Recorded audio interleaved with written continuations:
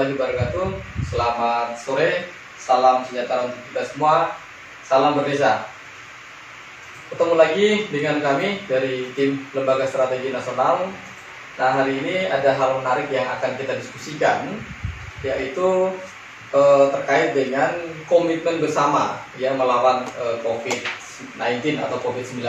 Yang pertama adalah kalau kita melihat ketika awal terjadi corona ini, pemerintah pusat lalu menerbitkan Perpu nomor 1 tahun 2020 tentang kebijakan keuangan negara dan stabilitas sistem keuangan untuk penanganan pandemi COVID-19.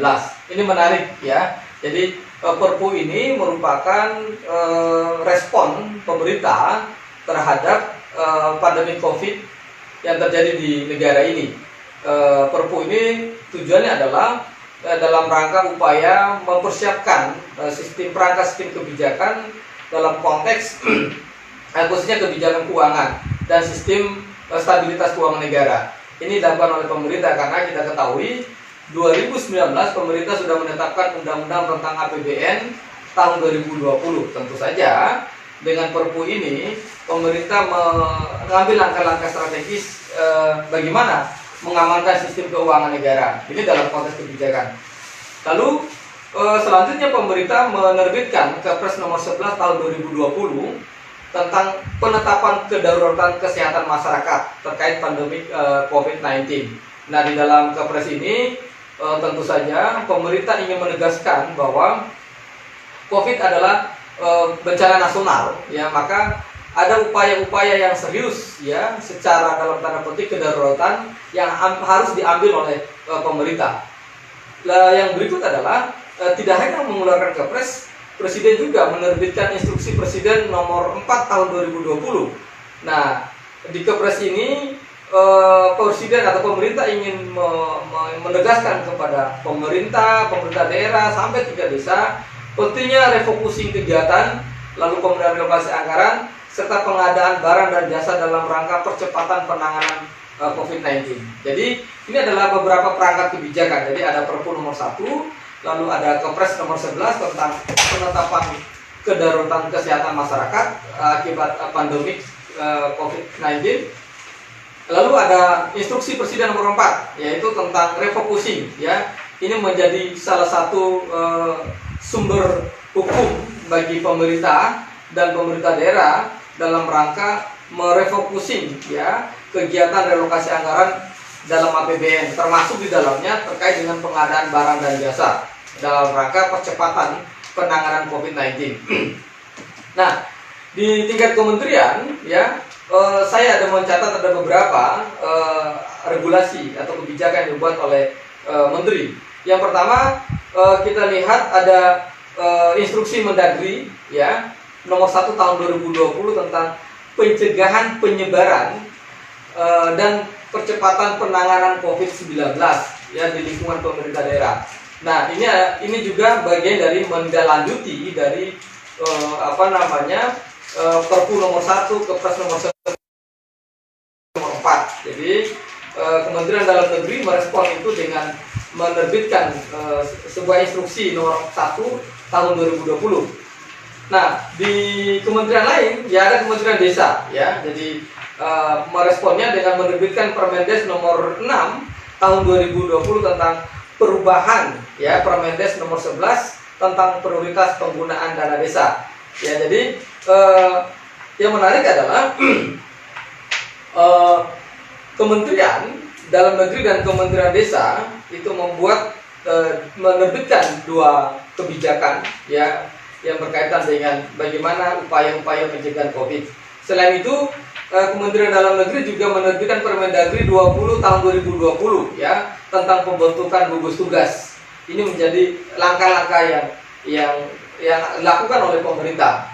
Bisa dilihat dari dua kementerian ini ya. Selain itu ada Kementerian Sosial juga menerbitkan aturan ya yang dasarnya adalah Perpu nomor 1 tahun 2020. Nah, selain itu ada juga Surat Edaran Menteri Desa nomor 8 tahun 2020 tentang desa tanggap COVID-19 ya dan penegasan kembali atas padat karya tunai desa. Lalu kemudian surat SE nomor 8 ini lalu direvisi kembali dengan menerbitkan SE Mendes nomor 11 ya tentang perubahan surat edaran Menteri Desa nomor 8 tahun 2020. Nah, ini adalah contoh beberapa dasar hukum ya, bisa menjadikan dasar hukum perubahan kebijakan di level nasional, yang mana ketika kemudian kita melihat dari beberapa kebijakan yang diterbitkan oleh pemerintah, sesungguhnya kita pahami bahwa pemerintah berupaya melakukan secara serius dan komit ya bagaimana melakukan penyesuaian dalam tataran regulasi sehingga tidak menimbulkan persoalan baik di tingkat kementerian, lembaga, pemerintah daerah sampai kepada pemerintah. Disinilah pentingnya kolaborasi dan kerjasama antara pemerintah, swasta, dan masyarakat. Bagaimana menyelesaikan, menangani, dan melawan COVID ini. Jadi, kalau dilihat dari sisi kebijakan, artinya setidaknya kita bisa mengatakan ada upaya-upaya yang serius yang dilakukan oleh pemerintah. Yang tadi misalnya melakukan perubahan terhadap Undang-Undang tentang APBN 2019, menerbitkan Perpu nomor 1, lalu ada Kepres soal penetapan kedaruratan kesehatan masyarakat, yang kemudian tentu saja di dalam tataran kebijakan, implementasi kebijakan ini memang masih banyak menimbulkan pertanyaan-pertanyaan. Pertama misalnya ada yang mengatakan bahwa pemerintah tidak serius ya, lalu kemudian ada yang mengatakan pemerintah sudah melakukan, tapi sisi lain sekali lagi ini bukan endemik, ini adalah pandemik di mana pemerintah tidak bisa juga secara saklek ya, artinya secara absolut mengatakan bahwa kita semua harus misalnya dinyatakan kita lockdown semua ya. Itu memang pilihan yang tidak mudah karena memang sisi lain pilihan-pilihan untuk melakukan lockdown secara nasional adalah saya kira harus diperhitungkan dampak secara sosial dan ekonomi.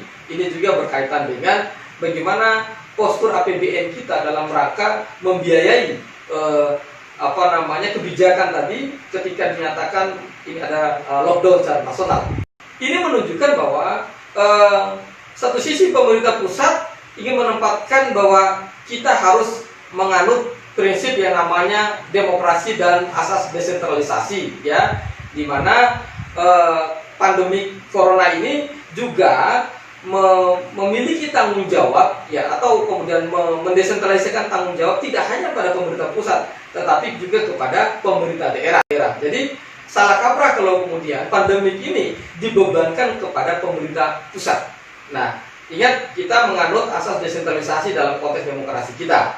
Nah, yang berikut adalah saya menarik soal bagaimana komitmen kita bersama ya melawan COVID-19 ini ya. Jadi saya bukan menegasikan peran dari berbagai pihak, tapi yang paling penting adalah ya kita harus mencontoh keberhasilan beberapa negara yang sukses melawan COVID ini. Yang pertama adalah ada akselerasi dan kolaborasi dan kesepahaman bersama bahwa COVID-19 ini adalah common enemy, adalah musuh bersama. Oleh sebab itu, apa yang dihimbau pemerintah, maka kita sebagai masyarakat muncul kesadaran bersama bahwa COVID-19 adalah common enemy atau musuh bersama. Jadi di beberapa negara yang sukses itu, satu, selain ketat menetapkan protokol kesehatannya, tetapi juga ada kesadaran bersama dari setiap warga negara untuk mematuhi, untuk sadar diri bahwa ternyata corona ini memang sangat berbahaya. Yang kedua adalah dalam konteks bagaimana kita komit melawan COVID-19 adalah di pemerintah daerah ya.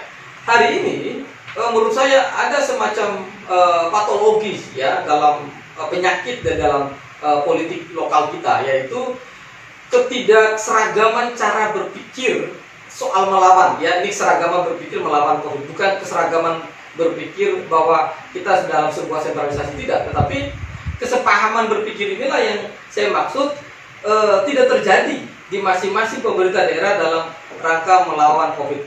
Hal yang paling kecil misalnya bisa dilihat, pemerintah sudah memberikan instruksi bahwa pemerintah daerah silakan melakukan refocusing terhadap APBD. Tapi apa yang terjadi?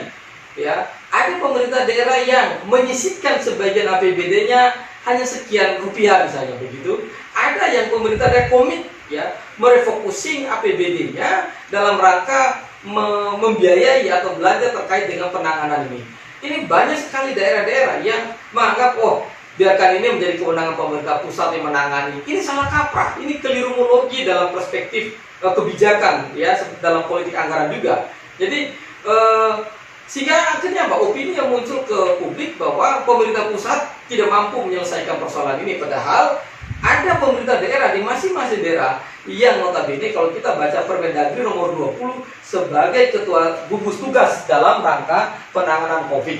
Ini juga yang kemudian perlu kita melakukan check and balances terhadap bagaimana kemampuan pemimpinan daerah dalam rangka mengkonsolidasi seluruh kekuatan termasuk politik anggarannya guna melawan COVID ini. Nah, ada juga contoh di beberapa daerah yang sukses, misalnya bagaimana kemampuan mengakomodir, mengkonsolidasi seluruh aspirasi termasuk kekuatan-kekuatan politik sehingga dalam rangka merubah, merevisi, merefokusi APBD-nya ini tidak terjadi gejolak sehingga postur anggaran untuk penanganan COVID itu relatif besar. Ini sesungguhnya yang kita tunggu dan kita butuhkan di masing-masing daerah. Karena kita tahu skema anggaran kita kan cuma 3 ya. Ada DAU, dana alokasi umum, ada dana alokasi khusus, lalu kemudian ada PAD. Kita lihat kalau negara-negara daerah-daerah yang kaya, kita bisa misalnya Bandung, misalnya PAD-nya cukup tinggi, mungkin dia tidak terlalu berharap banyak dengan DAT atau DAU. Tetapi bagaimana dengan daerah-daerah yang pendapatan daerahnya yang kecil, minim ya, otomatis dia berharap pada DAU dan DAK ya, artinya dana transfer dari APBN. Komitmen dalam sistem desentralisasi dalam konteks penanganan COVID ini adalah soal political will ya, kemauan pemerintah daerah, kemauan pemimpin-pemimpin daerah bersama DPRD-nya bagaimana mengoptimalkan, mengkonsolidasikan seluruh potensi termasuk anggaran tadi itu dalam rangka membiayai ya persoalan COVID ini. Saya ketika ditanya oleh beberapa penggiat desa termasuk kepala desa soal apakah dana desa itu harus menjadi bagian di dalam penanganan COVID. Kalau menganalisa dari beberapa bulan terakhir ini dan sekarang kita mau masuk ke tahap kedua pencairan dana desa, saya pendapat pribadi secara institusi dari LSR mengatakan saya kurang setuju dengan dana desa tadi itu menjadi bagian dari penanganan COVID. Ya, kalau melihat dari skema grafik ya terjadinya penyebaran COVID ya, yang pertama ini terjadi di wilayah urban, lalu suburban. Sangat minim sekali terjadi di wilayah-wilayah pedesaan. Kalaupun terjadi di wilayah pedesaan, itu sebagai proses yang dibawa ya atau tertular oleh orang-orang yang terjadi di ini data grafik yang kalau kita baca kasus penyebaran corona ini. Sehingga apa poin penting yang saya katakan terkait dengan penggunaan dana desa? Dana desa seharusnya kalau kita mengkaji, dia tetap fokus aja soal apa? Soal ketahanan ekonomi, soal ketahanan pangan, fokus di situ. Jadi tidak lagi digunakan untuk pembagian jatah BLT dana desa yang 600 itu per kakak menurut saya. Karena ini tidak seberapa gitu ya. Jadi merubah program yang hari ini, jadi kalau semua dalam sistem ketahanan negara pemerintahan kita itu dialihkan ke kesehatan, tapi tidak ada salah satu dari elemen negara tadi itu ya nyata seperti pemerintah desa melakukan upaya serius bagaimana misalnya desa terus berproduksi dengan dana desa tadi itu pengembangan pertanian, peternakan ya dan lain sebagainya, dia menyuplai ya begitu dan juga akan menciptakan pasar. Saya kira saya agak keliru yang dilakukan oleh Kementerian Desa ya dalam mengusulkan proposal bahwa BLT itu diambil dari dana desa. Nah, saya berharap bahwa di tahap kedua sudah tidak ada lagi ya. Artinya apa? Bahwa bantuan langsung tunai tadi itu fokus aja pakai APBN, APBD provinsi, APBD kabupaten, kota saya kira. Jadi desa biarkan dana desa tadi itu kalaupun ada perubahan dia misalnya prioritas penggunaan dana desa dalam rangka ketahanan ekonomi pasca COVID misalnya, atau dalam rangka dampak ekonomi akibat COVID-19, itu malah menarik. Siapa? Produktivitas masyarakat di tingkat desa itu tetap terus berjalan. Hari ini kan apa yang terjadi? Justru social distancing betul-betul real terjadi. Kenapa? Ada bukan Mary system, tapi terjadi kerenggangan sosial karena ada di data, ada yang tidak terdata, semua berebut ya. Kita secara objektif banyak data yang dilaporkan soal seharusnya beliau tidak ada kelompok masyarakat atau kakak yang tidak layak, akhirnya dia mendapatkan bantuan itu. Ini juga saya kira menjadi problem serius. Kalau kemudian pemerintah mau mengkaji, Dagri, Kemenkeu, Kemendes mengevaluasi kembali, saya kira penting. Di tahap kedua sudah. Kalau misalnya ada PSBB perpanjang, jadi terbitkan SL yang baru menurut saya, surat edaran nomor sekian-sekian tentang bahwa dana desa fokus untuk penanggulangan dampak ekonomi terhadap COVID. Jadi ini saya kira menarik ya. Kita lihat mobilisasi dari penduduk kota ke desa itu kan berdampak terhadap terjadinya penularan. Tetapi kalau kemudian fokus di desa, lalu kemudian menangani ekonominya, BLT-nya tadi itu kemudian dari APBD provinsi, kabupaten, ya, kota, ini bisa inline. Jadi kerja-kerja yang berkaitan dengan penanganan kesehatan dan kerja-kerja yang berkaitan dengan itu bisa dilakukan ya secara inline COVID-19 ini ya. Besok rencananya kita akan mengupdate beberapa desa yang terdekat di wilayah Bantul. Saya kira ini menjadi sebuah sukses story ya yang bisa disebarkan dengan konsep ATM, amati, tiru, modifikasi ke beberapa desa lain di seluruh Indonesia. Terima kasih. Wassalamualaikum warahmatullahi wabarakatuh. Salam berdesa.